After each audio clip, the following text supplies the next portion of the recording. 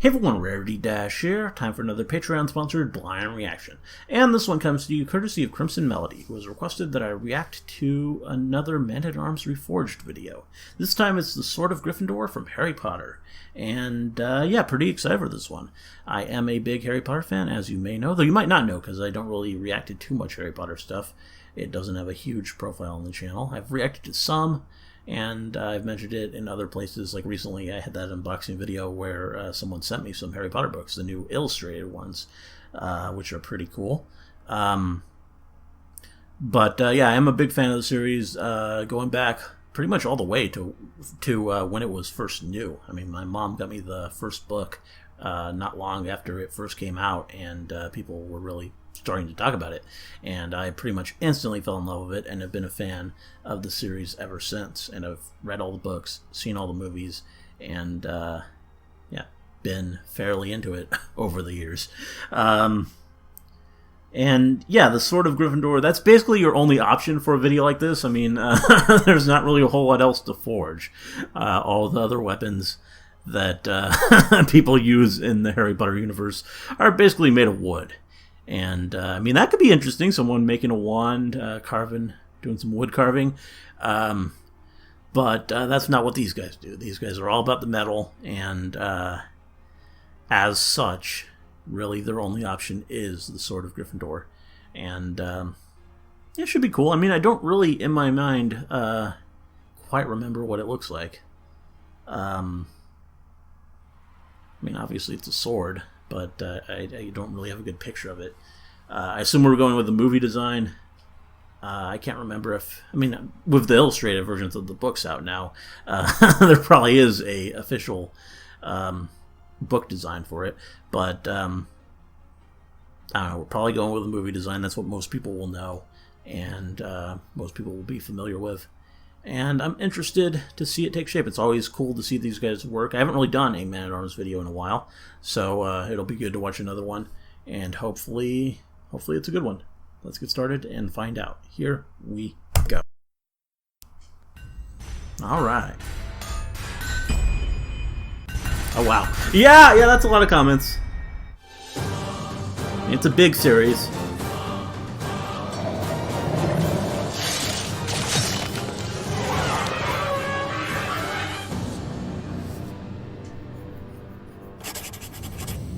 Me presents.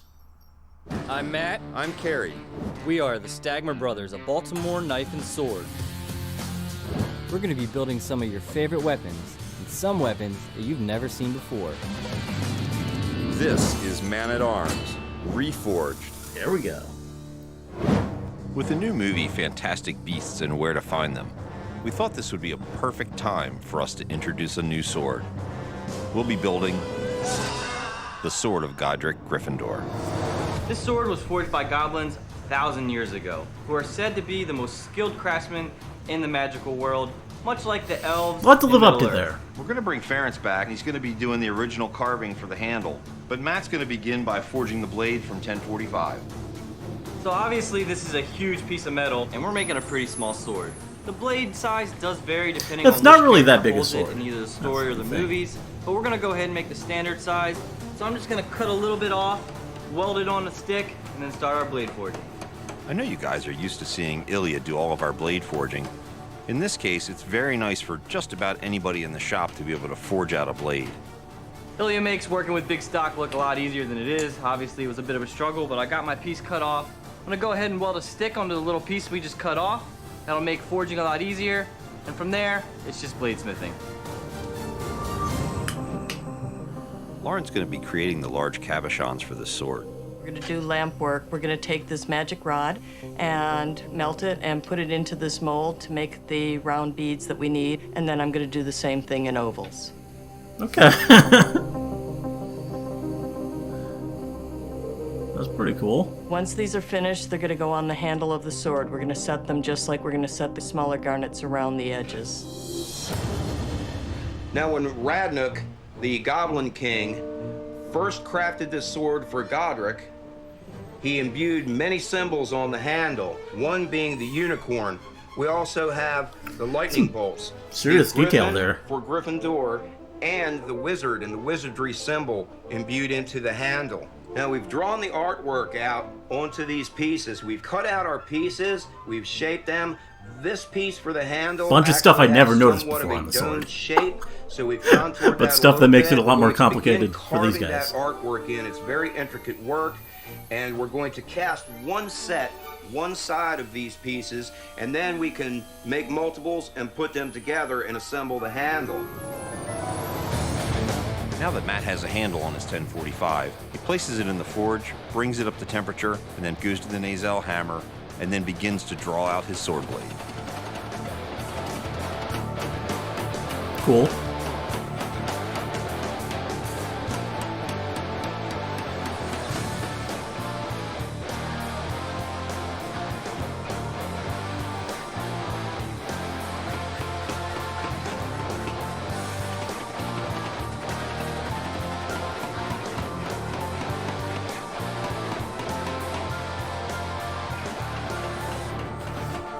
Gotta.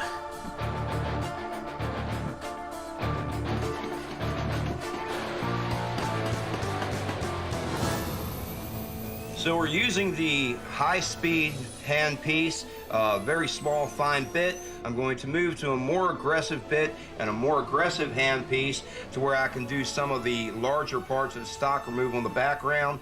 Then we'll go back to this once again and start to work the detailing into the figures. Now, on the handle piece for the Harry Potter sword, the Sword of Gryffindor, we're doing what's called a stippling technique, where we're taking a high-speed hand piece with a ball bit, and we're relieving that background, and it's also giving us that stippling effect at the same time. So when Carrie goes to chase some of these lines, he can go ahead and blend that into the background a little bit easier after we get the castings out of the mold.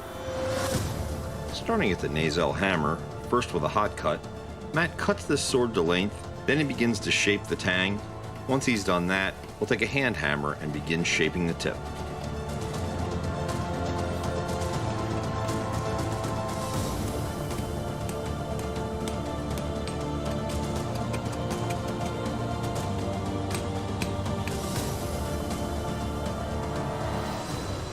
So we've finished the carving work on the pieces for the Gryffindor sword. We're going to take these and we're going to hand chase these pieces, bring up some of those high reliefs, and then they can go to mold. So I've just gotten the handle engraving back from Ference, and it's beautiful and really fine engraving. So we're about to make a rubber mold out of it. The mold material comes in sheets like this, and then we cut it to the size of our mold frame.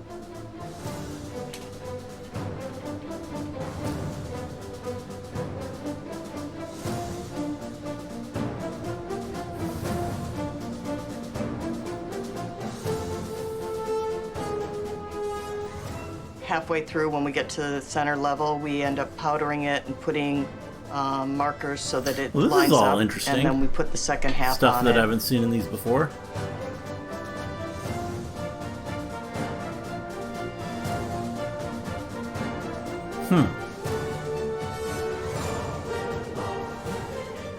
Now that we've got all the layers together and we've got our sandwich, we're going to put it in the vulcanizer. The vulcanizer has a heating element top and bottom, so what it's going to do is It also has a really cool raise the name. temperature to 250 degrees for about 20 minutes, and it will set the rubber and it'll push into all the nooks and crannies of the piece.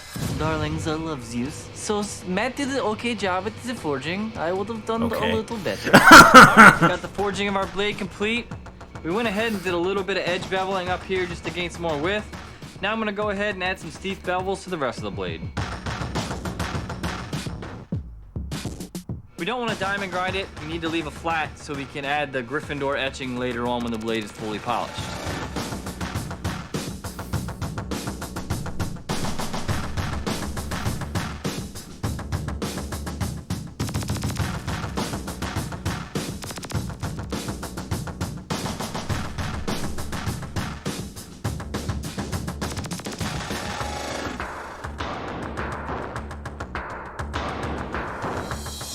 So to finish out the ends of the Harry Potter guard, we're going to be making these bezels.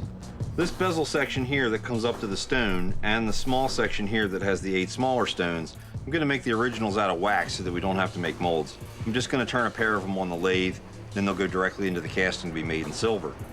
I've taken a series of different calipers and dividers, marked out the sizes that I need, and that's going to be able to give me a determination of what I want to do on the lathe so that I can transfer that image by hand right to the piece of wax.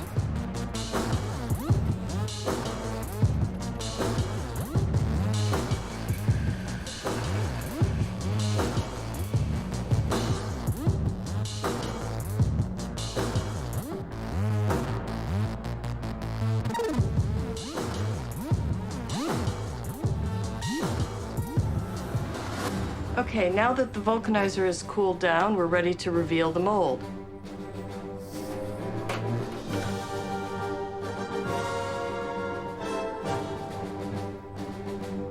The mold looks great. We have that's all really the cool. detail we want. So now I have to cut a sprue so that the wax has a place to come into the mold.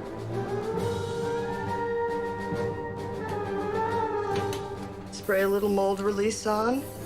Sandwich it between the two pieces of plexiglass. Put the clamp on it to hold everything nice and tight because it's going to be under pressure when I push the wax in.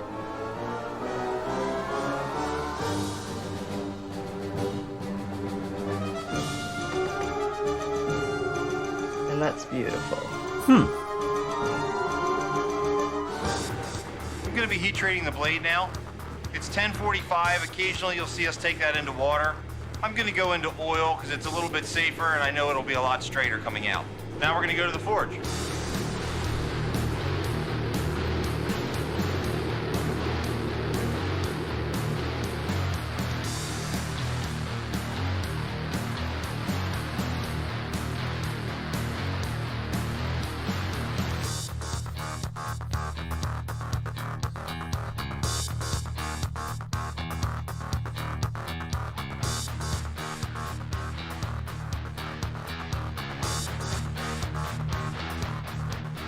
I had a little difficulty with this small blade in our large forge, but I was able to get the heat the way I wanted it, quenched it in oil, it stayed fairly straight. We'll have to temper it afterwards to make sure it's not fragile, but I'm really pleased with the way it turned out. We have two pieces for each of the designs that you saw us carve. They're going to be for both sides of the sword since it appears to be double-sided. Lauren has to assemble these and fit them onto the blade prior to casting. So this is the center part of the guard, and this will be the upper part of the guard. And we have laurel leaves that'll also have a garnet set on them that are going to go in between each section. And that will be at the edge of the blade. Really is such and an these intricate are the pieces design. Carrie did, and we still have to do the stones that go around them and the laurel design that goes up it as well.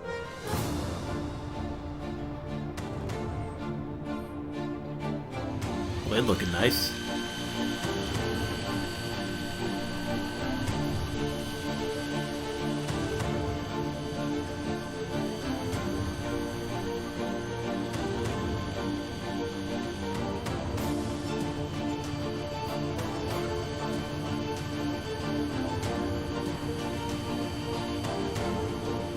So I'm down to the last two polishing grits. I'm gonna do my 120 and my 220. On the 120, I'm gonna move at a slight angle on the edges, just so I can see the grit when I move one to 220, so it gets all polished out.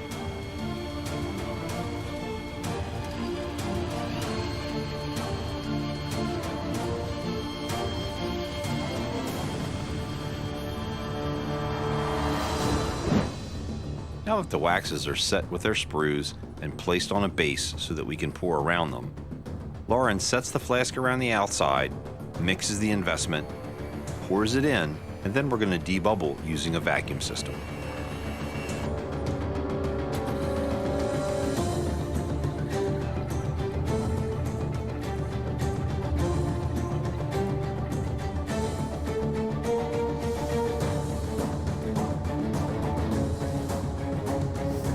This is all new stuff from them, so it's cool to When see we're this. casting lower temperature metals like gold or silver, we tend to use an electromelt. Kind of looks like a big coffee maker, but it goes all the way to 2,000 degrees. Lauren's going to pull the flask from 1,000 degree Yeah. kiln, place it in the casting machine, I'll take the electromelt over and pour the silver. It's pretty cool that they're using silver.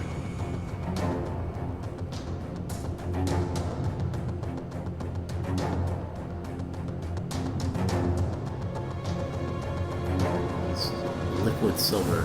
We'll be using a hot oil bath to take the stress out of this blade. Rick will place it in the oil and hold it there for an hour at 450 degrees.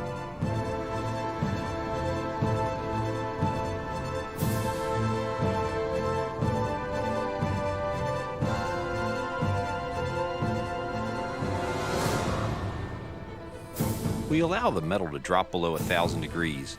We then take the entire Probably a good flask, idea. quench it into water. The water will steam clean off the silver and show us what we have to work with. It's gorgeous, Carrie.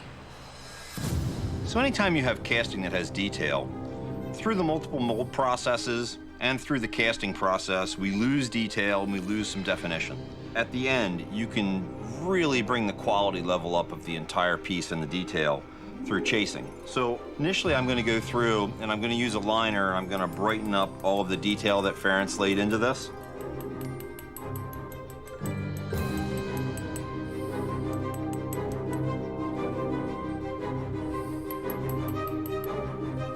Then I'm going to take a matting tool, lay out the backgrounds, and chase the surfaces and give them a full 3D effect instead of a 2D with depth.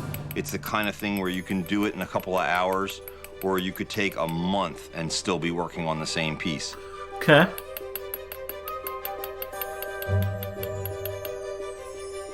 That's already looking pretty impressive. I don't think you need I don't think you need a whole month though. Bringing in the cosplay.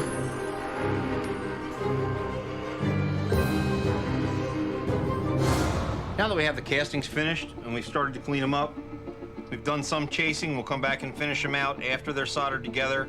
These have to be soldered on permanently. Gemstones mounted all the way around. We're gonna come back in. We're gonna set garnets and silver mounts on the rest of the piece. And Ference is gonna come in and engrave in our lettering. We'll put it all together, polish it, and we'll be done.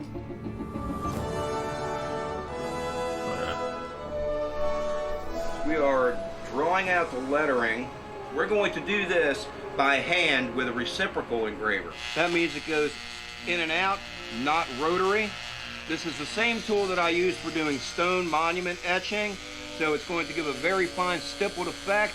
We are doing Godric Gryffindor's name on this sword. He is the one that commissioned this originally from Ragnarok. This build was far more difficult than simply pulling a sword out of a sorting hat. Yeah. In this case, we had to build the blade and pour the silver, mounting all the gemstones. Really pleased with the way it's turned out. It's about 1 kilo of silver. It's a pretty amazing piece. Yeah. That's, oh wow. Yeah, that looks beautiful. All those gems and...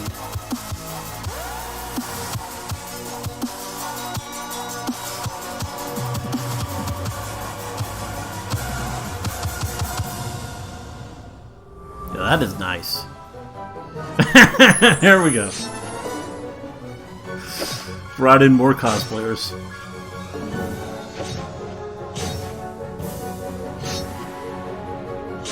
Nice. Just Voldemort. Looks pretty sharp too.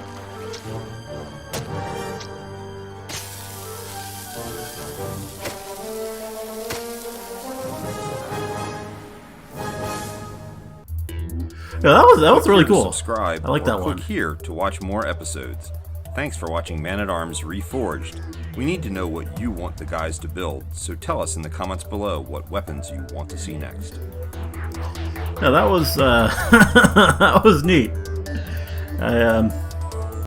Yeah, I'd never seen any of that like casting stuff before in any of the ones I've seen. So that was kind of cool to see the mold get formed and just all that detail work. Which yeah, apparently a lot more detail on that sword than I ever really noticed. Like a little unicorn head and the griffin and wizard.